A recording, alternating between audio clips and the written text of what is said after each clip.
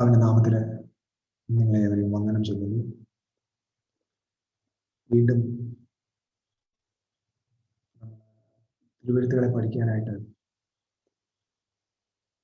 ഈ സന്ധ്യയിൽ സമയത്തെ വേർതിരിക്കുകയാണ്. കുറച്ച് ദിവസങ്ങളായിട്ട് എൻ്റെ ഹൃദയത്തിൽ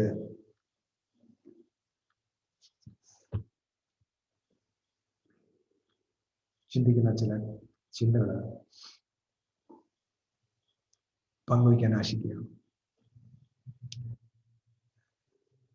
നമ്മളിന്ന് ആയിരിക്കുന്ന കാലഘട്ടം കുറച്ച് ഏറെ കാലമായിട്ട് ഒരു വലിയ പാൻഡമിക് കാലത്തിലാണ് നമ്മളെല്ലാവരും ആയിരിക്കുന്നത്. കൊറോണ എന്ന് പറയുന്ന വ്യാധി നാട് മുഴുവൻ പടർന്ന് ഒരു വർഷം ലോകം മുഴുവൻ അടച്ചിട്ടിരുന്ന ഒരു കാലഘട്ടം. ഇപ്പൊ ലോകം മുഴുവൻ അടച്ചിട്ടിരുന്നു. ഈ മഹാവ്യാധിയെ കണ്ടപ്പോൾ നമ്മുടെ ക്രിസ്തീയ സമൂഹത്തിന് ഇതൊരു അന്ത്യകാലത്തിന്റെ ലക്ഷണമാണെന്നും കർത്താവായ യേശുക്രിസ്തുവിന്റെ മടങ്ങിവരവിന്റെ സൂചനകളാണെന്നും ഒക്കെയുള്ള ധാരണകളും വിശ്വാസങ്ങളും പഠനങ്ങളും ഒക്കെ ഈ കാലഘട്ടത്തിലുണ്ടായി. എന്നാൽ അതിൽ നിന്നൊക്കെ വ്യത്യസ്തമായിട്ട് എൻ്റെ ഹൃദയത്തിൽ വന്നതായ ഒരു ചിന്തയാണ് കർത്താവിൻ്റെ പരിശുദ്ധമായ സഭ ഈ പാൻഡമിക് കാലത്ത് എവിടെയായിരുന്നു എന്നത്. ഒരുപക്ഷെ നിങ്ങളിൽ പലർക്കും ഇങ്ങനൊരു ചോദ്യം ഉണ്ടായി കാണും. പ്രപഞ്ചത്തിലെ ഏകസത്യ ദൈവമായവന്റെ നേരിട്ടുള്ള ഇടപെടലുള്ള ആ ദൈവവുമായിട്ട് കാര്യഗൗരവമായ ബന്ധമുള്ള ഏക സംവിധാനമാണ് അവന്റെ സഭ. നമ്മുടെ റോഡ് വക്കിൽ ബജ്ജിക്കട നടത്തുന്ന ഉന്തുവണ്ടിക്കാരന്റെ ബജ്ജിക്കട മുതൽ റോമിലെ ബസിലിക്ക വരെ അടച്ചു. ദൈവം തമ്പുരാൻ ഒരു കരുണയും നമ്മുടെ ഇന്നത്തെ സഭകളോട് കാണിച്ചില്ല. നിലവിലുള്ള സഭാ സംവിധാനങ്ങളെ വെറും തെരുവിൽ ചായക്കട നടത്തുന്ന, ബജ്ജിക്കട നടത്തുന്ന, തമിഴ്നാട്ടിൽ നിന്നൊക്കെ വന്ന് ബജ്ജിക്കട നടത്തുന്ന ഒരു സാധാരണക്കാരന്റെ തട്ടുകടയോട് സാമ്യപ്പെടുത്തി ഈ കൊറോണ കാലഘട്ടം. അപ്പൊ എൻ്റെ ഉള്ളിൽ ഉരുത്തിരിഞ്ഞ ചില ചിന്തകൾ ഞാൻ പങ്കുവയ്ക്കാനാണ് ആശിക്കുന്നത്. ലോകത്തിലെ ഏറ്റവും വലിയ സഭകളും ലോകത്തിലെ ഏറ്റവും ചെറിയ സഭാ സംവിധാനങ്ങളും ഒക്കെ ഈ ചെറു അണുവിന്റെ ഭീഷണിയുടെ മുമ്പിൽ അടയ്ക്കപ്പെട്ടു.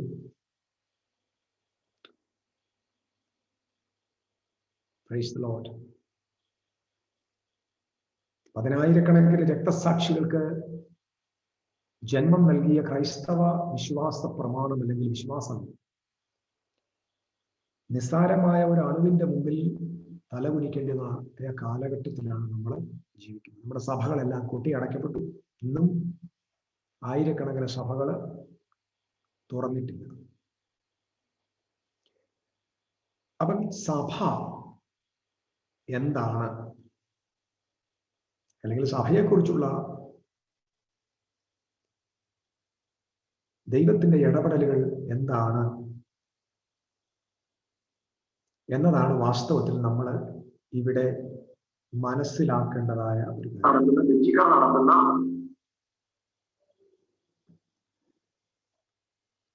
എന്താണ് സഭ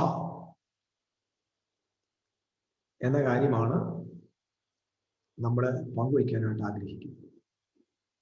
എന്താണ് സഭ?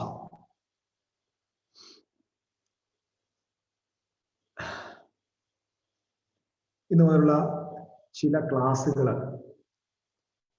നമ്മൾ ശാന്തമായിട്ട് ഈ വസ്തുതകളെ പഠിച്ചു പോകാനാണ് ആഗ്രഹിക്കുന്നത്.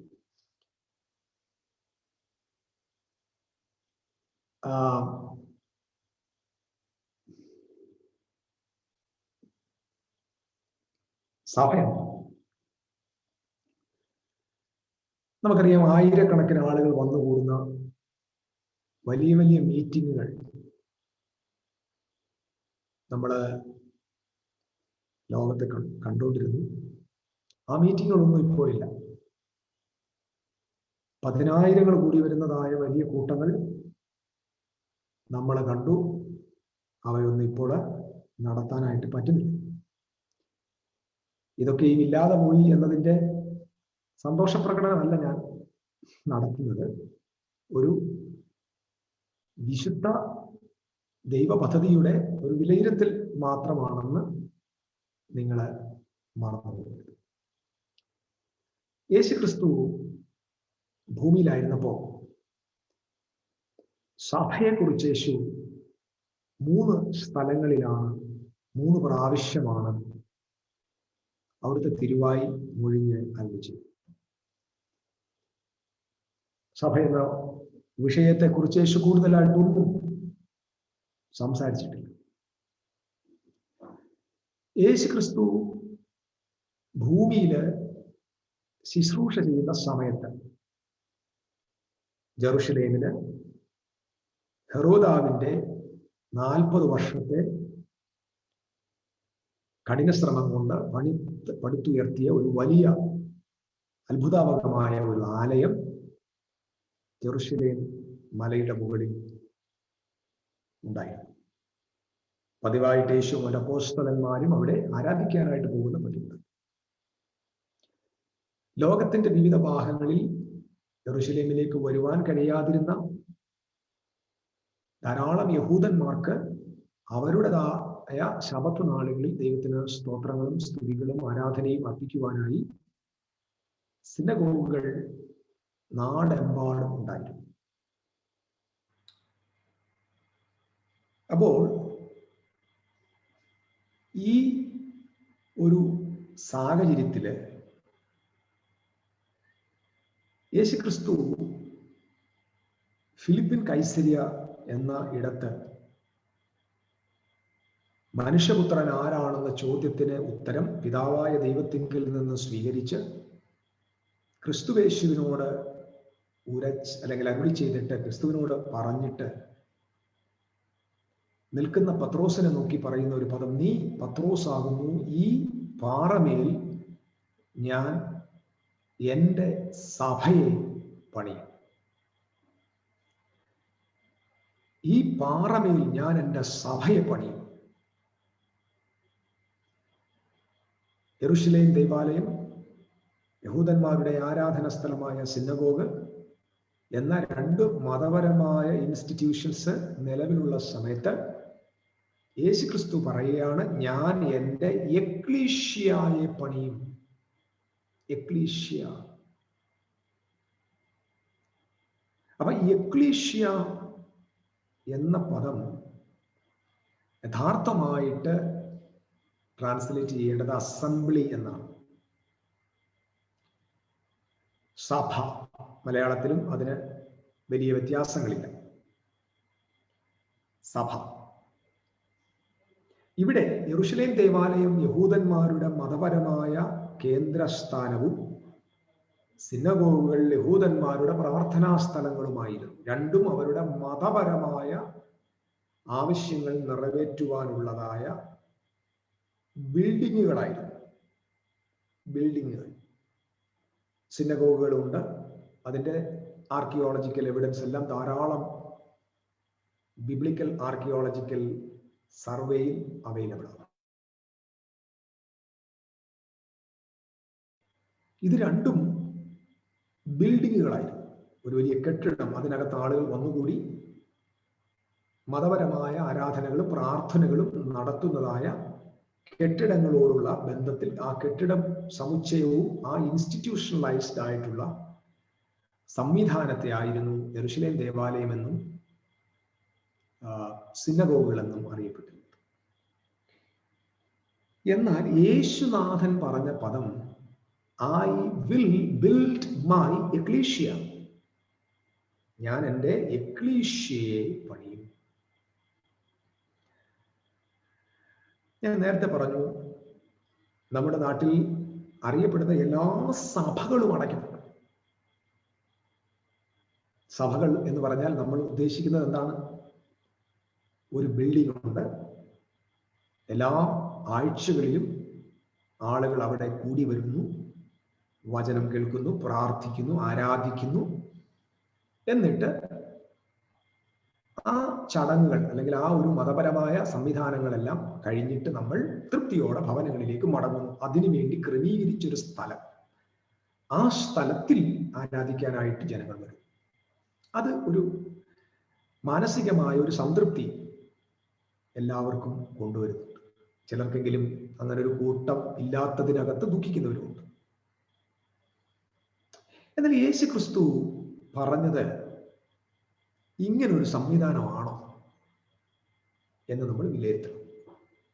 അത് യേശു ക്രിസ്തു ഉദ്ദേശിച്ച കാര്യമാണോ ഇന്നത്തെ സഭകളിൽ അല്ലെങ്കിൽ ഇന്ന് നമ്മൾ കാണുന്ന സംവിധാനങ്ങളിൽ ഉള്ളത് എന്ന് നമ്മൾ വിലയിരുത്തണം.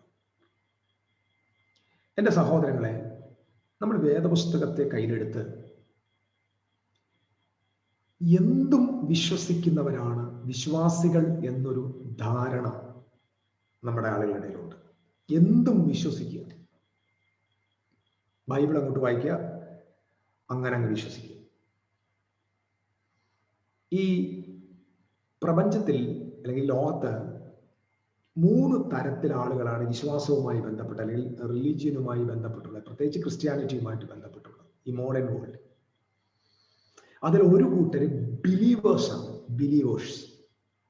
അവര് നമ്മുടെ കയ്യിലിരിക്കുന്ന ബൈബിളിന്റെ അക്ഷരങ്ങൾക്ക് പോലും മാറ്റമില്ല, വള്ളി പുള്ളി മാറ്റമില്ല, കുത്തുകോമയ്ക്ക് മാറ്റമില്ല, സെമി കോളന് മാറ്റമില്ല, ഇൻവെർട്ടഡ് കോമയ്ക്ക് മാറ്റമില്ല എന്നൊക്കെ പറഞ്ഞ് അങ്ങനെ ഇതങ്ങോട്ട് സ്വർഗത്തിൽ നിന്ന് ഇങ്ങനെ ഇറക്കി തന്ന ഒരു പുസ്തകമാണെന്ന് വിശ്വസിച്ച് ആ നിലയിൽ അതുപോലെ ബൈബിളിനെ വിശ്വസിക്കുന്ന ആളുകളാണ് ഒരു കൂട്ടം ആളുകൾ. അവർ വിശ്വാസികൾ, ബിലീവേഴ്സ്.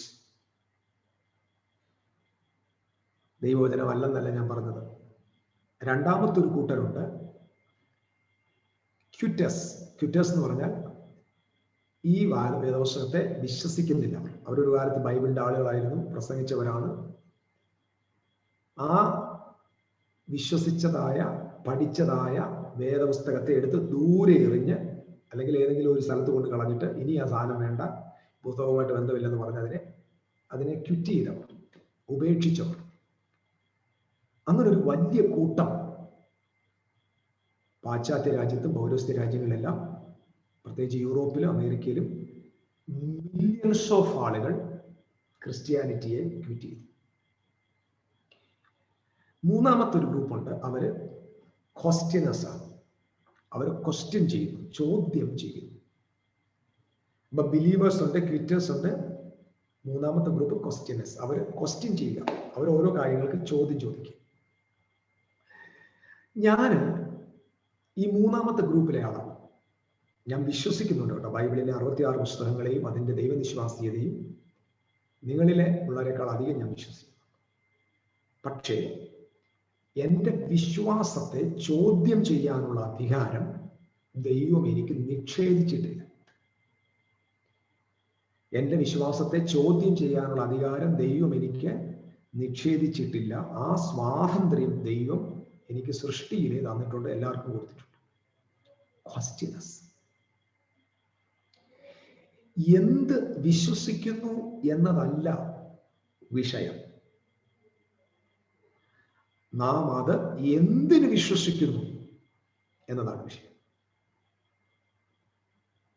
ഒന്നുകൂടെ പറയാം, എന്ത് വിശ്വസിക്കുന്നു എന്നതല്ല വിഷയം, നാം അത് എന്തിന് വിശ്വസിക്കുന്നു. Why should I believe? എന്തിന് ഞാനത് വിശ്വസിക്കണം? നമ്മുടെ ക്രൈസ്തവർ, വിശ്വാസ സമൂഹം വിശ്വസിച്ച കാര്യങ്ങളെ എന്തിനാണ് വിശ്വസിക്കുന്നതെന്ന് ഒന്ന് ചിന്തിച്ചിരുന്നെങ്കിൽ ക്രിസ്ത്യാനിത്വം കുറച്ചും കൂടെ പൊന്ന് പുടം മാറ്റി, അഴുക്ക് മാറ്റി അതിന്റെ ശുദ്ധി വരുന്നത് പോലെ ക്രിസ്തീയ വിശ്വാസത്തിന്റെ മാറ്റു കൂടിയനെ. പക്ഷെ ഇത് ചോദ്യം ചെയ്യാൻ ആരെങ്കിലും ഒരാൾ തയ്യാറായാൽ അയാളെ യാതൊരു കരുണയും കൂടാതെ ഒഴിവാക്കി അമർത്തുന്ന നടപടികൾ ഒരുപാട് സ്ഥലങ്ങളിൽ നിന്ന് എഴുന്നേൽക്കുന്നു എന്നത് നമ്മൾ യഥാർത്ഥ സത്യങ്ങളെ ഭയപ്പെടുന്നു എന്നതിൻ്റെ തെളിവുകളാണ്. സത്യങ്ങളെ ഭയപ്പെടുന്നു എന്നതിന്റെ തെളിവുകളാണ്.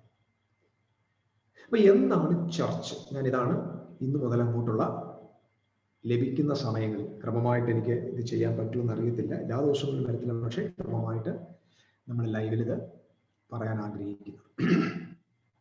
എന്താണ് ചർച്ച്? കർത്താവ് പറഞ്ഞു, ഞാൻ എൻ്റെ ആലയം പണിയുമെന്നല്ല, ഞാൻ സിനഗോഗ് പണിയുമെന്നല്ല, ഞാൻ പ്രാർത്ഥനാലയം പണിയുമെന്നല്ല പറഞ്ഞു, ഞാൻ എൻ്റെ എക്ലീഷ്യയെ പണിയും, ഞാൻ എൻ്റെ സഭയെ പണിയും. ആ പറഞ്ഞ ആ എക്ലീഷ്യ എന്ന പദം ഒന്നാമത് ഒരു മതപരമായ സ്ഥാപനത്തിന്റെ പേരല്ല. മതപരമായ സ്ഥാപനത്തിന്റെ പേരല്ല. രണ്ട്, എക്ലീഷ്യയും മതവും തമ്മിൽ ബന്ധമില്ല.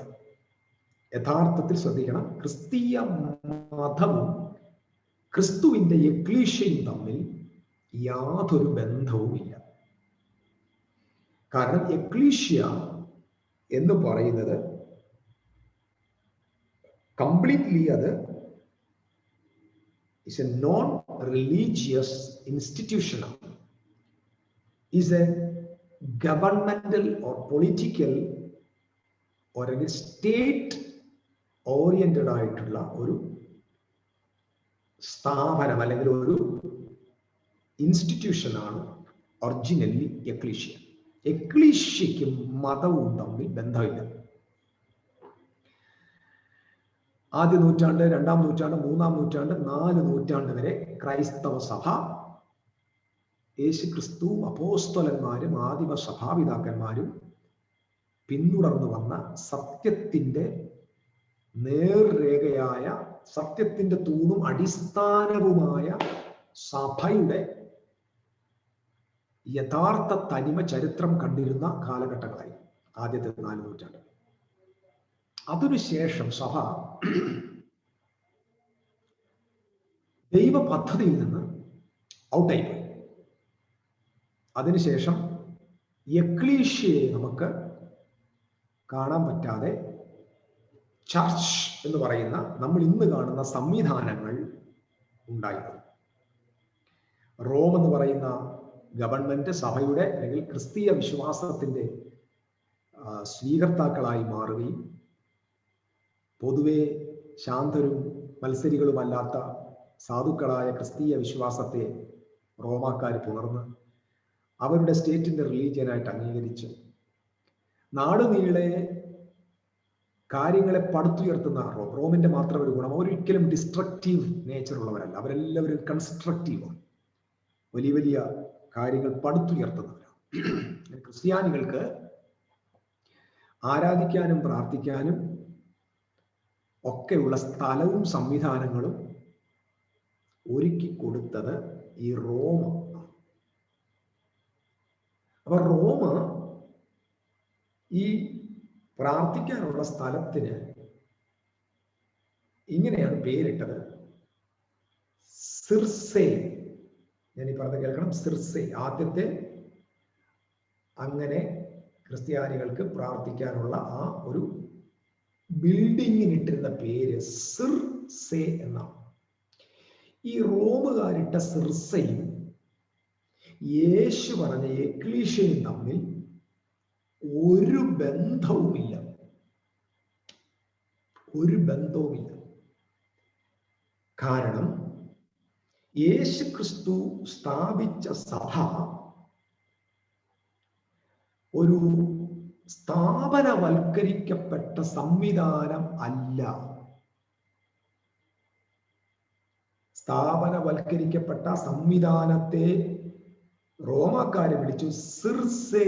സിർസെ എന്ന് പറഞ്ഞാൽ A building with a clergy. ഒരു പടക്കാരനോ അല്ലെങ്കിൽ ഒരു പാസ്റ്ററും അദ്ദേഹം ശുശ്രൂഷിക്കുന്ന ആ സ്ഥലത്തെയും കൂടെ ചേർത്താണ് സിർസെ എന്ന് പറഞ്ഞത്. അപ്പൊ ലാറ്റിനിൽ സിർസെ എന്ന് പറഞ്ഞു. കുറേ കാലങ്ങൾ അങ്ങോട്ട് കഴിഞ്ഞു, നൂറ്റാണ്ടുകൾ ഇങ്ങനെ പോകുമ്പോൾ സിർസെ പറഞ്ഞ് പറഞ്ഞ് പറഞ്ഞ് പറഞ്ഞ് ചിർച്ചേനായി.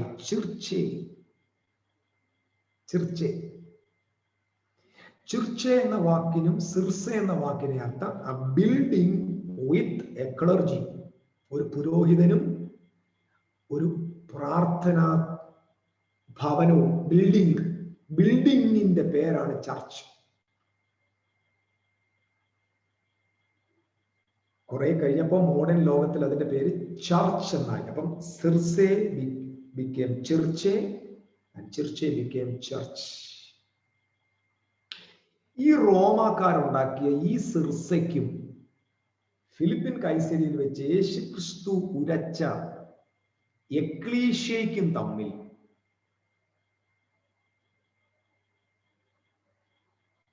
ഒരു ബന്ധവുമില്ല. ഇത് രണ്ടും രണ്ട് ധ്രുവങ്ങളുടെ വ്യതിയാനങ്ങളുള്ള സംവിധാനമാണ്.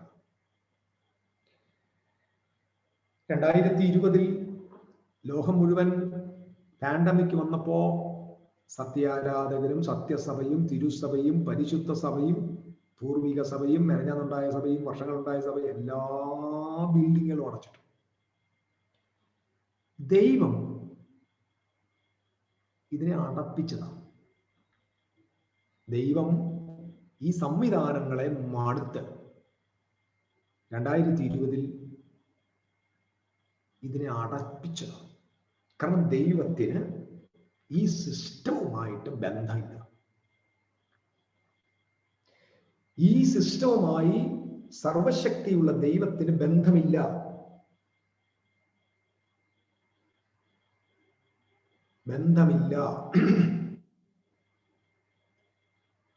വീണ്ടും കോവിഡ് കുറഞ്ഞപ്പോഴത്തേന് വീണ്ടും നമ്മുടെ പഴയ ടെമ്പറോ ഒക്കെ നമ്മളെടുത്ത് പഴയ സഭാഹോളൊക്കെ വൃത്തിയാക്കി പഴയ നിലയിൽ ഞായറാഴ്ച അത് വീണ്ടും കൂടി വരെ തുടങ്ങി.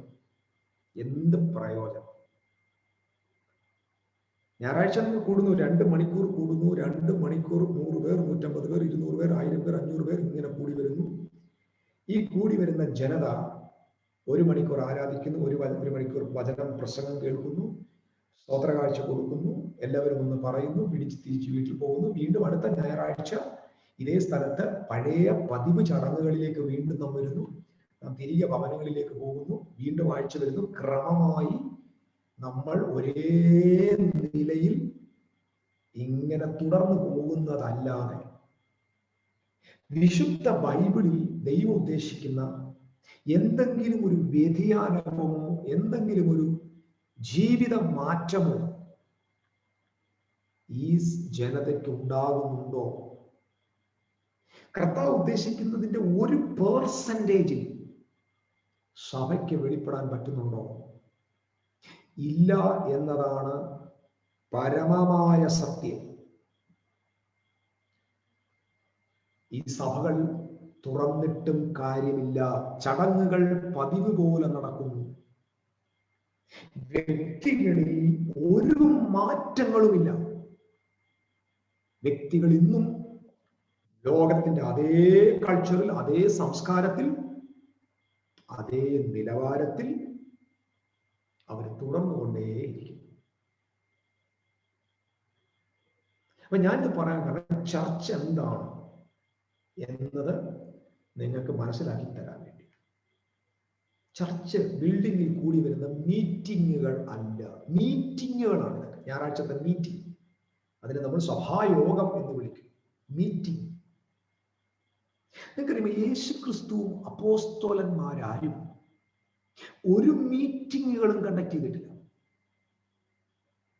ഒരു മീറ്റിങ്ങുകളും കണ്ടക്ട് ചെയ്തിട്ടില്ല. യേശുക്രിസ്തുവും അപ്പോസ്തലന്മാരും അവർ പോയ ഇടങ്ങളിൽ ജനങ്ങൾ അവിടെ വന്നു കൂടുന്നു, അവിടെ രോഗികളെ സൗഖ്യമാക്കുന്നു. അവരുടെ കൂടെ യേശു സമയം ചെലവിടുന്നു. അവരുടെ കൂടെ ഇരുന്ന് ഭക്ഷിക്കുന്നു. അവരുടെ ദീനക്കാരെ പൊറുപ്പിക്കുന്നു, സങ്കടം മാറ്റുന്നു, ദൈവരാജ്യത്തെക്കുറിച്ചുള്ളത് അവരോട് പറഞ്ഞു കൊടുക്കുന്നു. അടുത്ത സ്ഥലത്ത് പോകുന്നു. മീറ്റിങ്ങിനല്ല പോകുന്നത്, പോകുന്ന ഇടങ്ങൾ കൂട്ടങ്ങളായി മാറുന്നു. ഒരു മീറ്റിങ്ങിനും യേശു പോയിട്ടില്ല.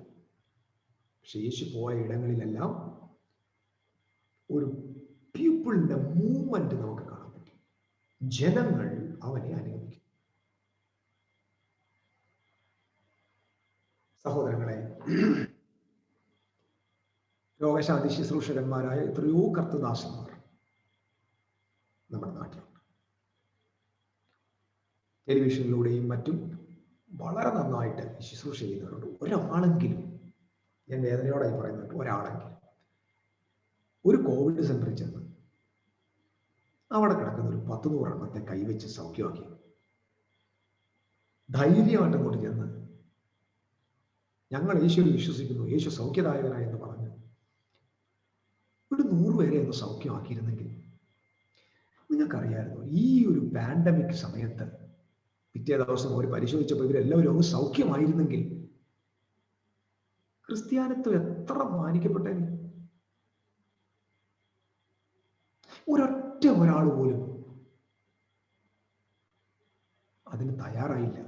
അപ്പൊ നിങ്ങൾ ചോദിക്കും, ഞാൻ രോഗശാന്തി വരപ്രാപ്തനോ അങ്ങനെ ഇത് ചെയ്യുന്നെന്ന് അവകാശപ്പെടുന്ന ആളേ അല്ല. അതുകൊണ്ട് ആ ചോദ്യത്തിന് പ്രസക്തി.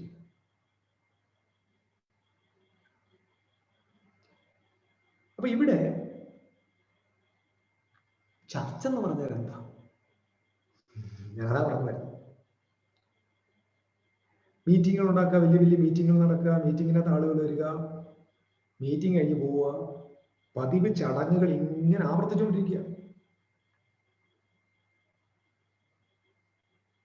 ചടങ്ങുകൾ ആരംഭിക്കും, അത് ഭയങ്കര ആളുകൾ അതിനകത്ത് തൃപ്തര. ഞാൻ അതിൽ തൃപ്തനല്ല, അതുകൊണ്ട് ഞാൻ പറയും, ഞാൻ അങ്ങനെ ഒരു കാര്യത്തിൽ തൃപ്തൻ അല്ല. പതിവ് ചടങ്ങുകളിലേക്ക് നമ്മൾ ഇനി പോകരുത്. പതിവ് ചടങ്ങുകൾക്ക് പകരം ജീവനുള്ള ഒരു സമൂഹമായി സ്വർഗത്തിന്റെ സംസ്കാരമുള്ള പിതൃപുത്ര പരിശുദ്ധ റൂഹായുടെ ആ പരമസ്നേഹത്തിൽ ലയിച്ചിരിക്കുന്ന, സ്വർഗത്തിന്റെ സംസ്കാരത്തിൽ ലയിച്ചിരിക്കുന്ന ഒരു സമൂഹമായി വിശ്വാസ സമൂഹം മാറണം. അല്ലെങ്കിൽ താണ്ട ഞാൻ പ്രവചനം പോലെ വീണ്ടും കുറിച്ചു തരാം, സഭകൾ വീണ്ടും അടയ്ക്കപ്പെടേണ്ട ദിവസങ്ങളും സാഹചര്യങ്ങളും ഇനി മുമ്പിൽ വരും.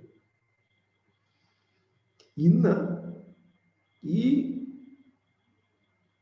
സംവിധാനങ്ങളെ ഒരു അണു എന്നാണ് അടച്ചതെങ്കിൽ, ഇവിടുത്തെ നിയമങ്ങളും പൊളിറ്റിക്സും വന്ന് ഈ സംവിധാനങ്ങളെ അടച്ചിടുന്ന ഒരു ദിവസം സമീപഭാവിയിൽ ഉണ്ടായി വരും. ഇത് ഞാൻ പ്രവചിക്കുന്നു എന്ന് വിചാരിക്കേണ്ട, സംഭവിച്ചിരിക്കും. കാരണം ദൈവത്തിന് ഈ പതിവ് ചടങ്ങ് സംവിധാനങ്ങളോട് താല്പര്യമില്ല. എക്ലീഷ്യ എന്ന് പറയുന്നത് ഒരിക്കലും മതമല്ല. എക്ലീഷ്യ മതത്തിന്റെ ഭാഗമല്ല. എക്ലീഷ്യ എന്ന് പറയുന്നത് ഒരിക്കലും മതത്തിന്റെ ഒരു സംവിധാനമല്ല. ക്രിസ്തീയ സഭ, ഇന്ന് നമ്മൾ കാണുന്ന ക്രിസ്തീയ സഭ വാസ്തവത്തിൽ യേശു ക്രിസ്തു ഉദ്ദേശിച്ച സംവിധാനമല്ല. ഞാൻ ഒരു കാര്യം പറയുമ്പോൾ നിങ്ങളാരും പടങ്ങരുത്. ക്രിസ്തീയ സഭയ്ക്ക് ഒരു ഒറിജിനൽ, അതിന്റെ പൂർണ്ണത വന്നിട്ടില്ലെങ്കിലും അതിന്റെ ഒരു തുടക്കത്തിലെ ആ തനിമ, ഏറെക്കുറെ ഒരു രീതി വന്നത് 100 വർഷത്തിന് മുമ്പ് പെന്തിക്കോസ്ത് സമൂഹം അല്ലെങ്കിൽ പെന്തക്കോസ്ത് ഉണർവുണ്ടായപ്പോൾ. ഈ സിർസ എന്ന് പറയുന്ന വലിയ ബിൽഡിങ്ങിനകത്ത് മറഞ്ഞിരുന്ന, അല്ലെങ്കിൽ ഈ സംവിധാനത്തിനകത്ത്, ഈ ഇൻസ്റ്റിറ്റ്യൂഷൻസിന്റെ അകത്ത്, ഈ ഒരു പിരമിഡ് പോലിരിക്കുന്ന ഈ സംവിധാനത്തിന്റെ അകത്തിരുന്ന ജനത പുറത്തിറങ്ങി വീടുകളിലും മരച്ചോട്ടിലും ഏതെങ്കിലും ഒരു ഷെഡിലും ഒക്കെ കൂടിയപ്പോൾ വാസ്തവത്തിൽ യേശുക്രിസ്തു സ്ഥാപിച്ച സഭയുടെ ഒരു സ്ട്രക്ചർ നമുക്ക് പെന്തിക്കോസ്ത് സമൂഹത്തിൽ കാണാൻ പറ്റും. പെന്തിക്കോസ്ത് സമൂഹത്തിന് എല്ലാം ശരിയാണ്, അത് അങ്ങനെ ഞാൻ പറയല, അതല്ല ഇവിടെ ശരിയോ തെറ്റോ അല്ല വിഷയം. അതിന്റെ കൺസ്ട്രക്ഷൻ, അതിന്റെ ആ സ്ട്രക്ചർ, അതിന്റെ രീതി ഇന്ന് കാണുന്ന എല്ലാ സഭകളെക്കാൾ യേശുവും അപ്പോസ്തലന്മാരും ഉദ്ദേശിച്ച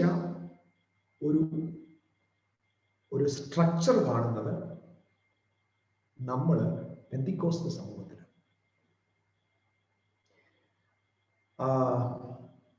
അവരെ എരുത്തിലായിരിക്കും, അല്ലെങ്കിൽ ഷെഡായിരിക്കും, പടുത ഇട്ട സ്ഥലമായിരിക്കും.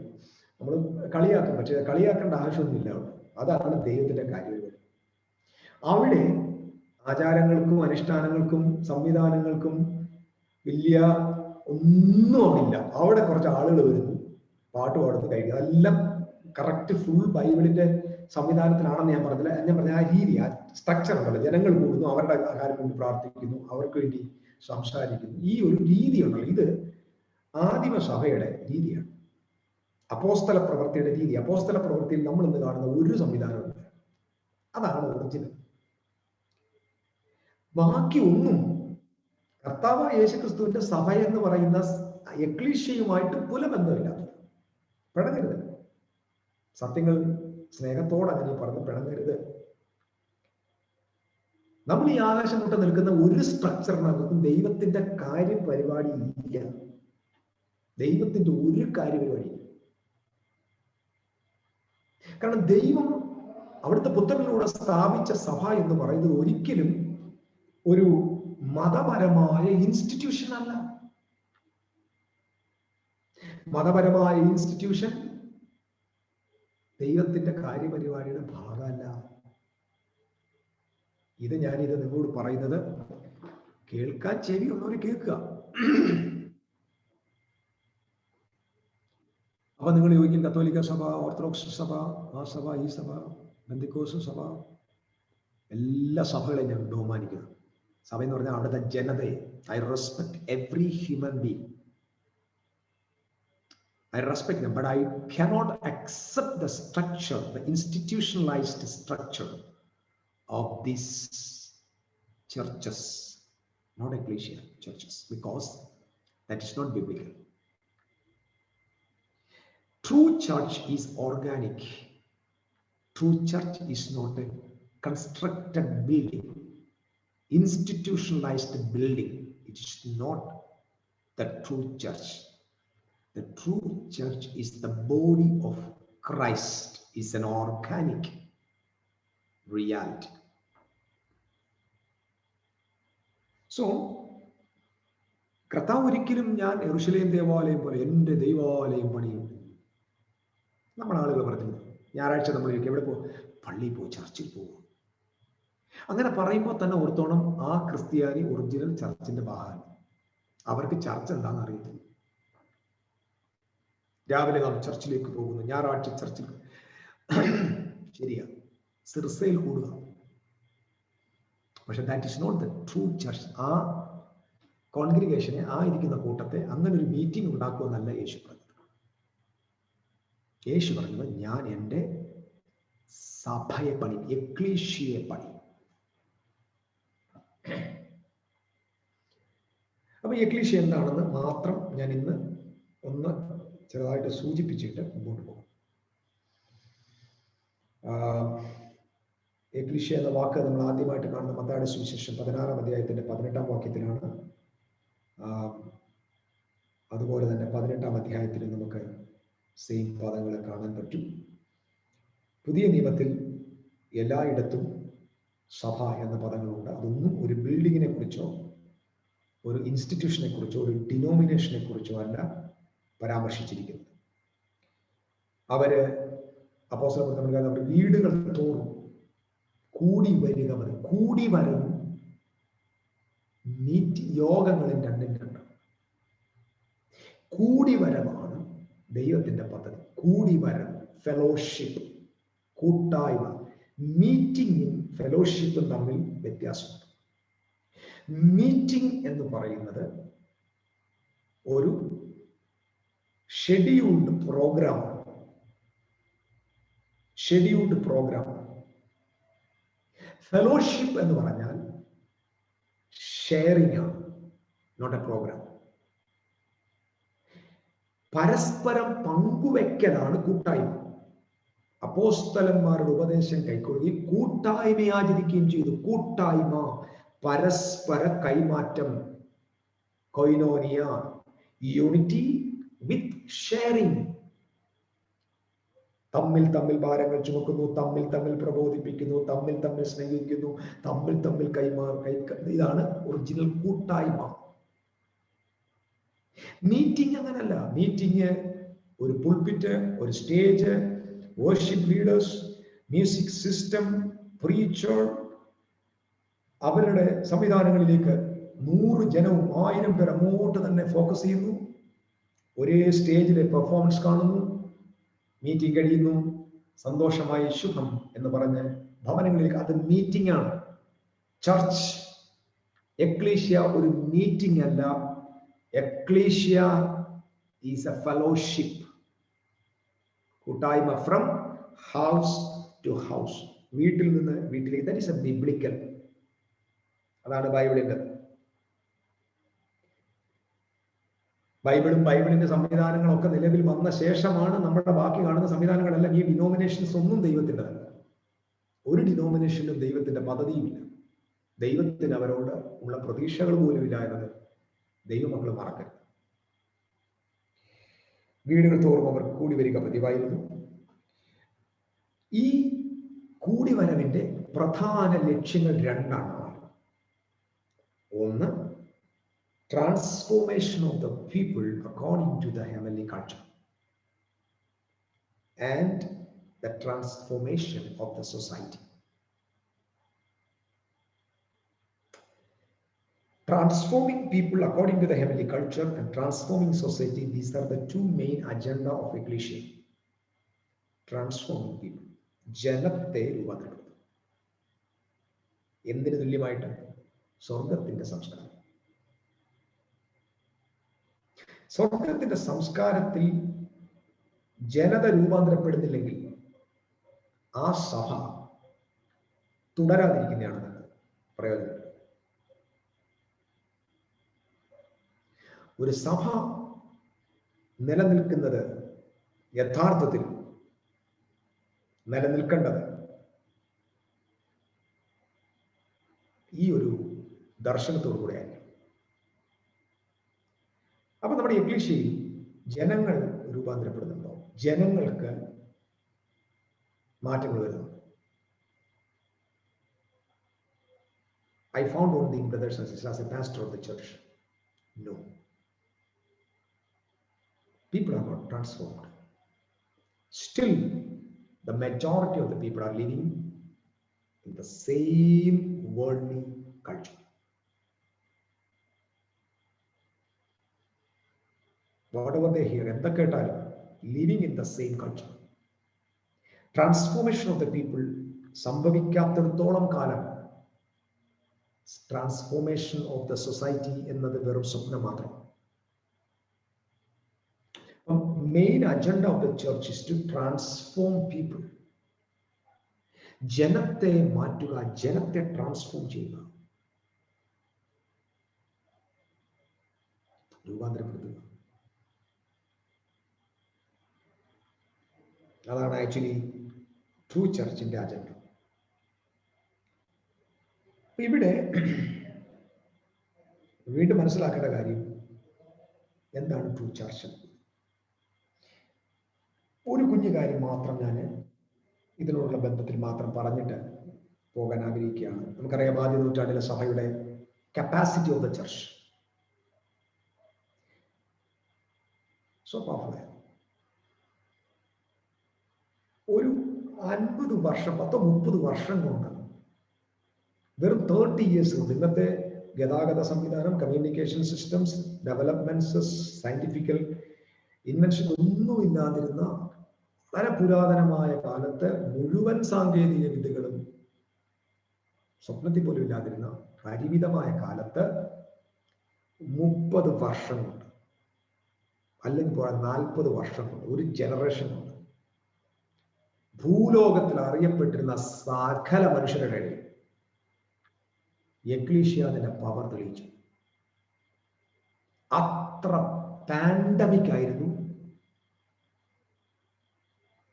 ക്രിസ്ത്യാനിറ്റിയിലെ എക്ലീഷ്യയുടെ ഇൻട്രൊഡക്ഷൻ.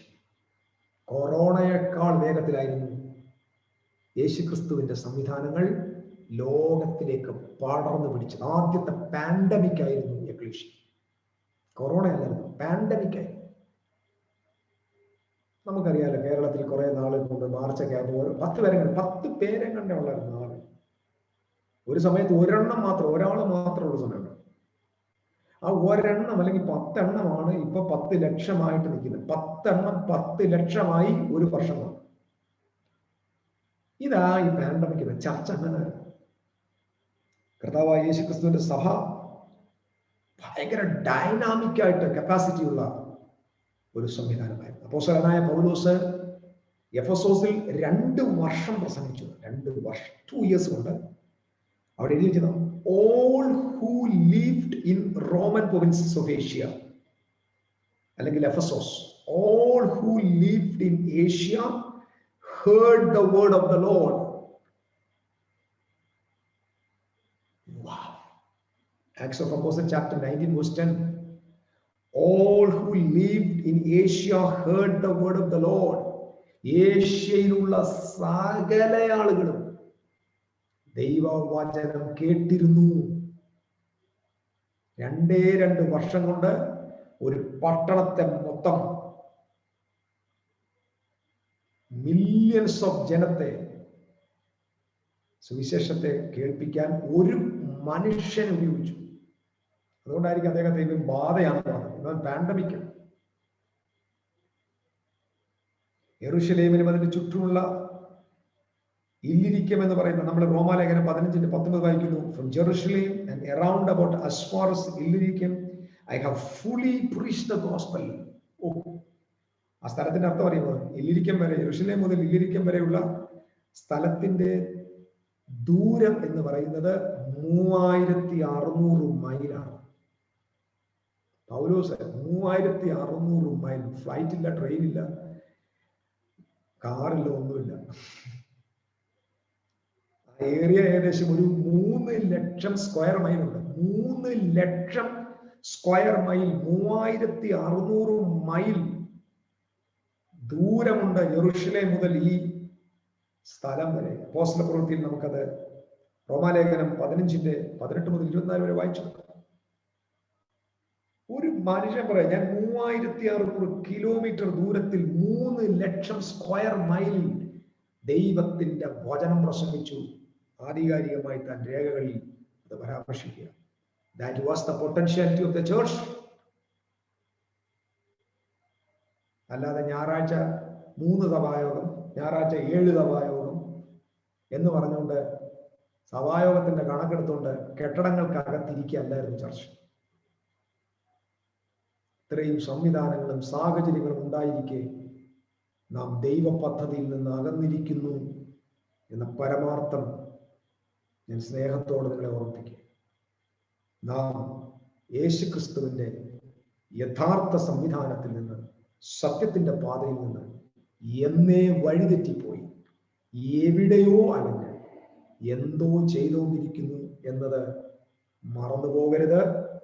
സത്യസഭ അതിന്റെ കപ്പാസിറ്റിയോടെ എഴുന്നേറ്റു വരാൻ നാം ദൈവസന്നിധിയിൽ പ്രാർത്ഥിക്കുകയും അതിന് ആത്മനിയോഗമുള്ള ആളുകൾ മനസ്സ് രൂപാന്തരപ്പെടുത്തുകയും ചെയ്യും.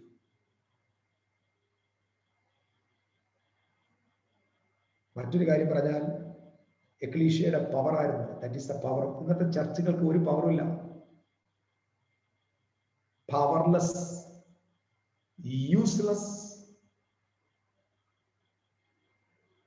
ടൈം വേസ്റ്റിംഗ് ആണ് ഇന്നത്തെ മീറ്റിങ്ങുകൾ. ദൈവരാജ്യത്തിന് ഇതിനെ കൊണ്ട് ഒരു പ്രയോജനമില്ല.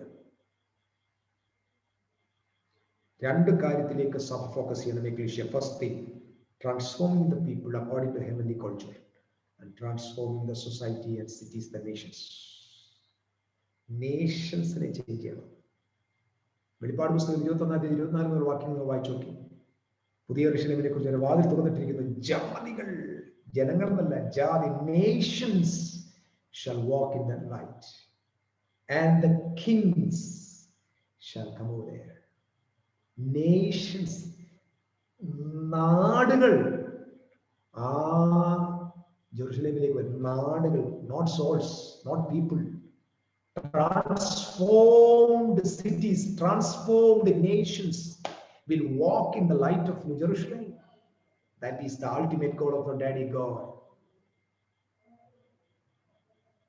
But what you are doing today, it is an established, institutionalized building structure, and പിന്നെ താഴേക്ക് ഇങ്ങനെ നമ്മുടെ സംവിധാനങ്ങൾ ഇടക്കും അടച്ചുറപ്പും ചിട്ടയുമുള്ള വലിയ വലിയ പ്രസ്ഥാനങ്ങളായി വിഷയാതന്ത്രമല്ല സഭ ഇന്നെവിടെയോ ശ്വാസം വെക്കുക. ഓക്സിജൻ ഇല്ലാതെ ഒറിജിനൽ ചർച്ച് ഏതോ അടച്ച മുറിക്കകത്ത് അറിയാതെ കിടക്കും. ഇതിൽ നിന്ന് നമ്മൾ പുറത്തു വരണം. പുറത്തു വരാൻ വേണ്ടിയാണ് തമ്പുരാൻ ഈ പദ്ധതികൾ ചെയ്യുന്നത് എന്ന കാര്യം ഞാൻ ഓർമ്മിപ്പിക്കുന്നു. ഈ എക്ലീഷ്യ എങ്ങനെയാണ് വന്നത്, എന്താണ് എക്ലീഷ്യയുടെ ട്രൂ ഒറിജിൻ എന്നത് മാത്രം ഒരു വാക്കി പറഞ്ഞിട്ട് നാളത്തെ അടുത്ത ചിന്തയിലേക്ക് ഞാൻ മുന്നിൽ പോയിക്കോളാം. യഥാർത്ഥത്തിൽ the word ecclesia is not a religious term, it's a political term, or a governmental institution. Ecclesia എന്ന വാക്ക് ആദ്യമായിട്ട് ഉപയോഗിച്ചത് ഗ്രേഷ്യൻ ഡെമോക്രസിയാണ്, ഗ്രീക്ക് ഡെമോക്രസിയാണ്.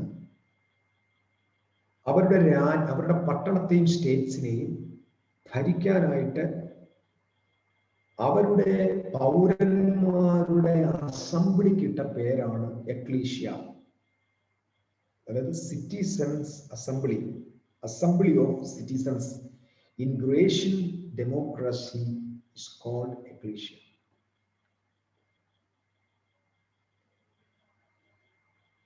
ആൻഡ്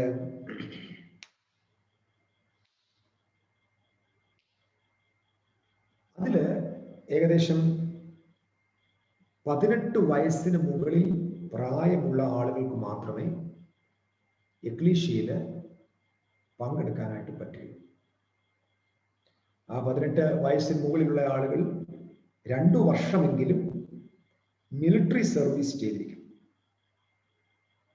ജനങ്ങളോടും സ്റ്റേറ്റിനോടും കമ്മിറ്റഡ് ആയിട്ടുള്ള, അല്ലെങ്കിൽ അവരുടെ നാടിനോട് കമ്മിറ്റ്മെന്റ് ഉള്ള, മിലിറ്ററി സർവീസ് ചെയ്ത 2 വർഷം പ്രായമുള്ള 18 മുകളിൽ പ്രായമുള്ള ആളുകൾക്ക് മാത്രമാണ് എക്ലീഷ്യയായി മെമ്പർഷിപ്പ് കൊടുത്തിരുന്നത്. ഈ ഒറ്റ ചിന്ത കൊണ്ട് തന്നെ നമ്മുടെ ഒരുപാട് ഉപദേശങ്ങളെല്ലാം എടുത്ത് തോട്ട് കളയുന്നുണ്ട്.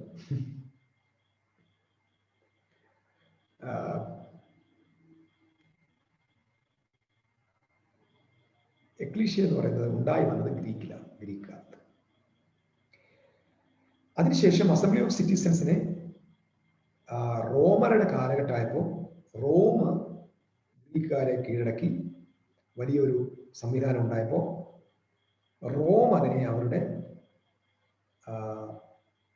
അവരുടെ സ്റ്റേറ്റിന്റെ ഭരണത്തിനായിട്ട് ഇതേ ഫോർമാറ്റ് എടുക്കുകയും റോം അത് അവിടെ ഇംപ്ലിമെന്റ് ചെയ്യുകയും ചെയ്തു. ഞാൻ എവിടെ വായിച്ചത് ഏകദേശം 6000-ലധികം എക്ലീഷ്യ റോമിന്റെ പ്രൊവിൻസസിൽ അവരുടെ എംപയറിന്റെ കീഴിലുണ്ടായി. 6000. റോമിന്റെ കൾച്ചർ, റോമിന്റെ നിയമങ്ങൾ, റോമിന്റെ സംവിധാനങ്ങൾ, അവരുടെ ഭരണത്തെ ലോകമെമ്പാടും കൊണ്ടുപോയി എസ്റ്റാബ്ലിഷ് ചെയ്യാൻ വേണ്ടി ഏകദേശം 6000-ലധികം മെമ്പേഴ്സ് ഉള്ള, അല്ല 6000-ലധികം എക്ലീഷ്യകൾ, അസംബ്ലി അവിടെ ഉണ്ട്. മിനിമം ഒരു 12 പേരെങ്കിലും ഒരു അസംബ്ലിയിൽ ഉണ്ടായിരിക്കണം, 18 വയസ്സിന് മുകളിലുള്ള. അതാണ് എക്ലീഷ്യ. നിങ്ങൾ മനസ്സിലാക്കണം. കാരണം അതൊരു ഗവൺമെന്റ് ഇൻസ്റ്റിറ്റ്യൂഷൻ. ആ കാലഘട്ടത്തിലാണ് നമ്മുടെ കർത്താവ് വന്നിട്ട് റോമാക്കാരുടെ എക്ലീഷ്യ എല്ലാം കണ്ടു. അവരുടെ ഭരണ പരിപാടി കണ്ടപ്പോൾ യേശുക്രിസ്തു പറഞ്ഞു, I am going to build my own ecclesia, പാതാള ഗോപുരം അതിനെ ജയിക്കത്തില്ല. ഞാൻ എൻ്റെ സഭയെ പണിയും, പാതാള ഗോപുരം അതിനെ ജയിക്കത്തില്ല. ഓക്കെ, ഇത്രയും മാത്രമേ ഞാൻ നിങ്ങളോട് പറയുന്നുള്ളൂ. ഒറ്റ കാര്യം, എക്ലീഷ്യ എന്ന വേർഡ് ഒരിക്കലും ഒരു റിലീജിയസ് ടേമല്ല. അത് മറ്റ് സംവിധാനങ്ങളിൽ നിന്ന് അഡോപ്റ്റ് ചെയ്ത ഒരു വേർഡാണ്. റോമിൽ യേശു ജീവിച്ചിരുന്ന കാലത്ത് 6000-ലധികം എക്ലീഷ്യ ഉണ്ടായിരുന്നു. അങ്ങനെ ആ സംവിധാനം അറിയാവുന്ന കർത്താവ് അതേ ടെർമിനോളജി ദൈവരാജ്യം സംബന്ധിച്ച് പറയുന്നു, I am going to build my own ecclesia and the gates of hell shall not prevail it. പാതാള ഗോപുരം അതിനെ ജയിക്കത്തില്ല. ഓക്കെ, നമ്മുടെ സത്യത്തിന്റെ അറിവുകളിൽ റീചെക്ക് ചെയ്യാൻ ഈ ഒരു ചെറിയ ചിന്ത നിങ്ങൾക്ക് ഉതകും എന്ന് ഞാൻ വിശ്വസിക്കുന്നു. തുടർമാനമായിട്ട് ഈ പഠനത്തെ മുമ്പോട്ട് കൊണ്ടുപോകാൻ ഞാൻ ആശിക്കുന്നു. അതുകൊണ്ട് യഥാർത്ഥ സഭ എന്താണെന്ന് മനസ്സിലാക്കാനായി എല്ലാവരും ഒന്ന് തയ്യാറാകുന്നത് നന്നായിരിക്കും എന്ന് വിശ്വസിക്കുന്നു. കാരണം ഇന്ന് നമ്മൾ കാണുന്ന ഒരു സ്ട്രക്ചറും ബിബ്ലിക്കൽ അല്ല. അതുകൊണ്ടാണ് ഈ ബൈബിളിനേക്കാൾ നമ്മൾ മറ്റു പല കാര്യങ്ങൾക്കും നമ്മൾ ഒരുപാട് പ്രാധാന്യം കൊടുക്കുന്നതിന്റെ കാരണം, ബൈബിൾ വെച്ച് നമ്മൾ ചെക്ക് ചെയ്താൽ നമുക്ക് നിലനിൽക്കാൻ പറ്റാത്ത അല്ലെങ്കിൽ അതിനെ നിലനിർത്താൻ പറ്റാത്ത ഒരുപാട് സംവിധാനങ്ങൾ നമ്മുടെ ഇൻസ്റ്റിറ്റ്യൂഷണലൈസ്ഡ് ഈ കൺസ്ട്രക്ഷൻസിനകത്തുണ്ട്, ബിൽഡിങ്ങുകൾക്കകത്തുണ്ട്. അതുകൊണ്ട് നമ്മൾ തിരിച്ചു വീണ്ടും ആദ്യ നൂറ്റാണ്ടിലേക്ക് നമ്മൾ മടങ്ങിപ്പോകും എന്നാണ് എനിക്ക് ജനത്തോട് പറയാനുള്ളത്. ഫസ്റ്റ് സെഞ്ചുറിയിലേക്ക് പോവുക.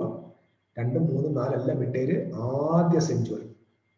ഞാൻ ആ കാലഘട്ടത്തിലാണ് നിൽക്കാൻ ആഗ്രഹിക്കുന്നത്. കാരണം 3, 4, 5 ഒക്കെ കഴിഞ്ഞപ്പോൾ തന്നെ സഭയുടെ പോക്കിന് പോയി, കർത്താവിന്റെ പണി പോയി. കാരണം കർത്താവിന് ഉദ്ദേശിക്കുന്നത് നിറയുന്നത് കൈവിട്ടു പോയി, അന്ധകാര യുഗത്തിൽ പോയി. പിന്നെ ഇതിനെ പുറത്തു കൊണ്ടുവരാൻ പരിശുദ്ധാത്മാവിന്റെ ഇടപെടലുകൾക്ക് കുറച്ചെങ്കിലും പറ്റി. അതും ഇപ്പോൾ ഇൻസ്റ്റിറ്റ്യൂഷണലൈസ്ഡ് ആയി മാറി.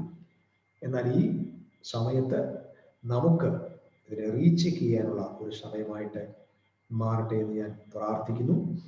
തുടർന്നും നമ്മുടെ ലൈവുകൾ, ടീച്ചിങ്ങുകൾ നിങ്ങൾ കേൾക്കുക.